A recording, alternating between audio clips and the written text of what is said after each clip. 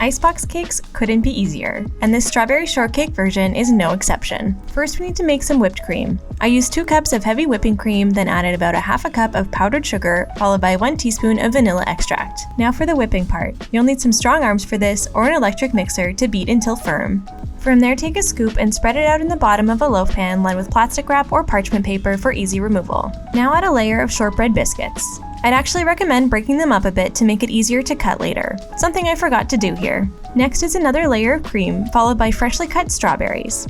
Then it's just a matter of continuing the layers of cream, biscuits, and strawberries until the pan is full. Make sure to end with the cream, then you can decoratively lay strawberry slices on top.